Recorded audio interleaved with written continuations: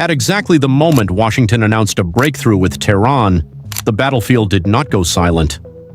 Warships were still on station, surveillance aircraft were still in the sky, commanders across the Persian Gulf were still watching radar screens, maritime traffic lanes, missile sites, and nuclear facilities. Because this was not a normal peace announcement. This was a ceasefire after weeks of military escalation, strikes, retaliation, maritime disruption, and one of the most dangerous standoffs the Middle East has seen in years. The United States and Iran have now agreed to an interim framework meant to end the fighting, reopen the Strait of Hormuz, and begin a 60-day negotiation window over the future of Iran's nuclear program. But here is the part that makes military planners nervous.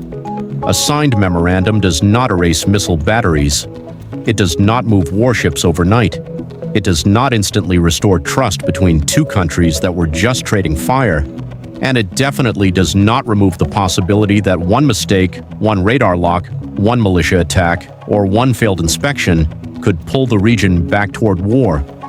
Just days before this diplomatic breakthrough, U.S. Central Command announced that American forces carried out additional self-defense strikes against Iranian military surveillance capabilities, communication systems, and air defense sites. According to CENTCOM, U.S. Navy, Marine Corps, and Air Force assets use precision munitions against targets that pose threats to U.S. forces and commercial shipping in regional waters. That means the same theater now being discussed as a zone of peace was, only days ago, an active military target set. The timeline is what makes this so explosive. First, military pressure rises, then the Strait of Hormuz becomes the center of global attention. Then air defense sites, command systems, and surveillance networks are hit.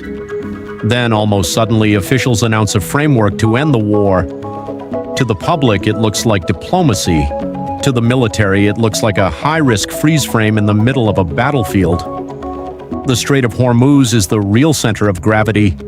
This narrow waterway is one of the most important energy choke points on Earth. A serious disruption there can affect oil markets, shipping routes, insurance costs, and military deployments across the world.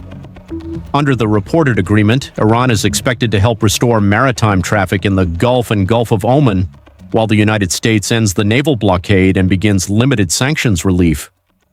That sounds like de-escalation, but militarily this is also the most dangerous phase, because reopening the strait means ships return, tankers return, commercial traffic increases, naval patrols continue, and every radar operator, every drone crew, every missile battery commander now has to operate in a crowded environment where the wrong move could become an international crisis.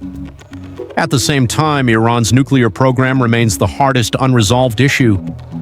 The agreement reportedly creates a 60-day window for wider negotiations. Iran has reaffirmed that it will not pursue nuclear weapons, and the framework includes international monitoring and discussions over uranium enrichment. But until a final agreement is reached, this is not the end of the story. It is a countdown. 60 days. 60 days for diplomats to turn a ceasefire into something permanent.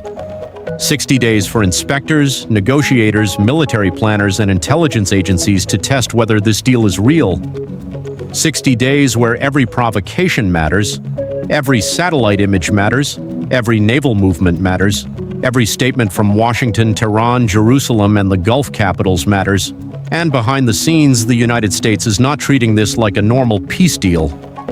According to reports, U.S. military planners have discussed contingency options for securing Iran's nuclear materials if a deal requires it. Every asset in the region is now part of a message.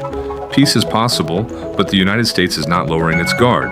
This is why the phrase, "the military isn't standing down," matters.